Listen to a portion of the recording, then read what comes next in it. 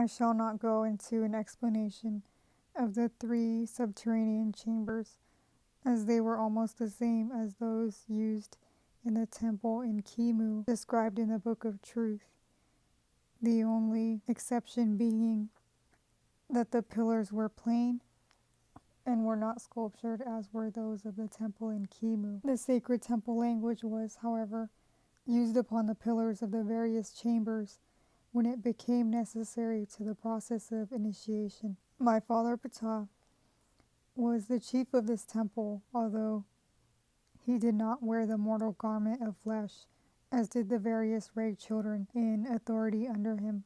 He still retained the divine body of heaven, the skin coat.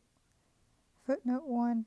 A spiritual form of the present mortal body, as did his twin and spouse eternal, and these two could even function together as one perfect whole by merging one within the other. At this point, I would speak to you of my father's viceroys for Atlantis, and also of the Ray children chosen to be the mortal heads of that continent. I was chosen by my father to carry out his commands, and I did wear the mortal body, even as I did at a later day in Khem, as you have already read in my Book of Truth, the only difference being that my twin eternal Isis was incarnate with me and did bring into the mortal flesh the child Horus, who was the chief of the cathedral of the tablelands of Atlantis. To him were given all matters connected with the choosing and administration of the priesthood.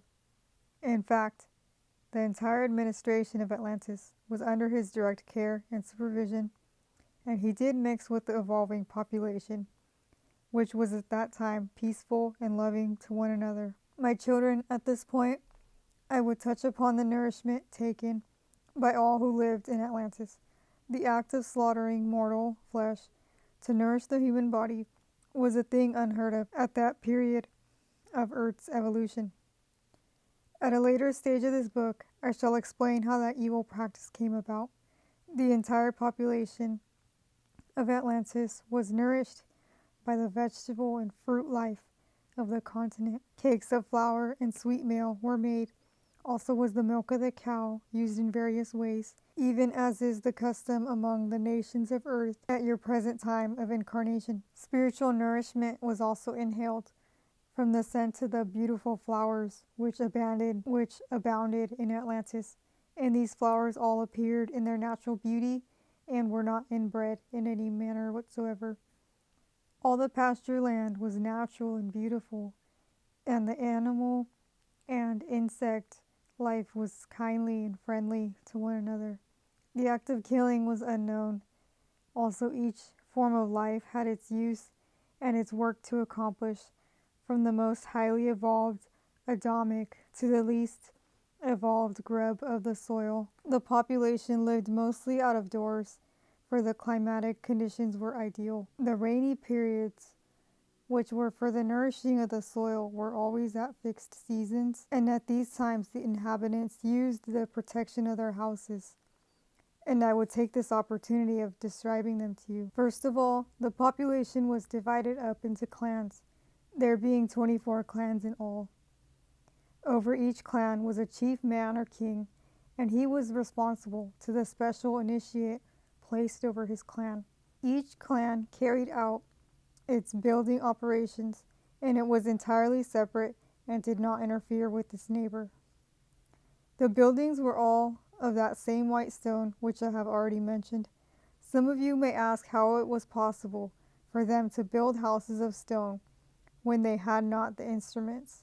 My children, the evolution of Atlantis proceeded for many thousands of years of Earth's time, and at first the population lived in the fields and used houses built of mud and reeds. But when the period of which I now speak of was reached, they had arrived at a state of evolution when they had at their command many of your modern appliances, and also many that you of the present civilized world have never yet thought of. For instance, they were able to collect and store the energy given off by the sun and so solve the problems of heat and light. Let us now see what took place in Atlantis after the period of evolving prosperity had proceeded for many centuries. The spiritual government of Atlantis was administered by 24 initiates, all Ray children.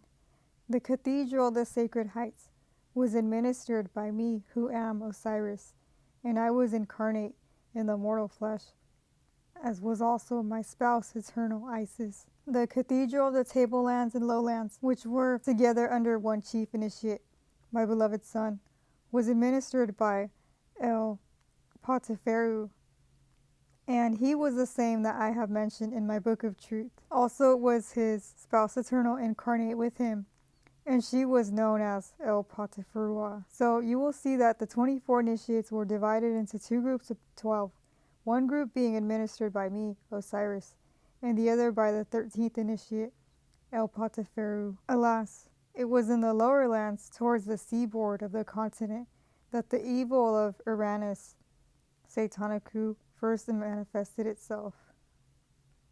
I shall give you a description of what took place. 1. There was dwelling in the lowlands of Atlantis, he being the same child of Yeva. Footnote 1. The children of Yeva were the divine sparks, under his charge but not his offspring, who was mentioned in my book of truth as the first usurper Carapolicus. And in Atlantis, he was known by the name of Ithabolith, which signified one dominated by ambition and self-will. He was tall and goodly to look upon, and in the past had done much good work for my father Ptah el Daoud. He was a priest of the outer court of the 24th temple of the lowlands, and his master was one Nisu. The intuitive mind of Ithabolith was ever thinking within himself, and sometimes it occurred to him that he had as much knowledge as his chief Nisu.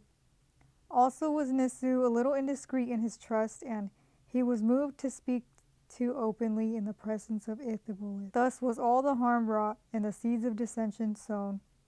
Ithabolith had a plan of action whereby the teachings of the mysteries of the sacred heights were to be made more public, and from what he had gathered from Nisu, he was able to start and form a secret society which he called the Initiates of the Lowlands. This society encouraged intermarriage between the divine Adamics and divine sparks. Footnote 2.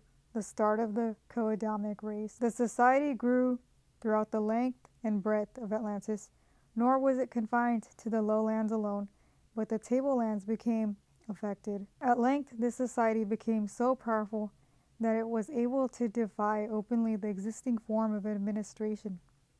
Through the knowledge which Ithabolith had gained from the indiscreet and trusting Nisu, was he able to turn many of the more material mysteries to his own use, which he developed into black magic, a thing after the vile heart of Uranus. Ithabolith was so able to dominate his followers that actual open revolt broke out, and the first mortal blood was spilled.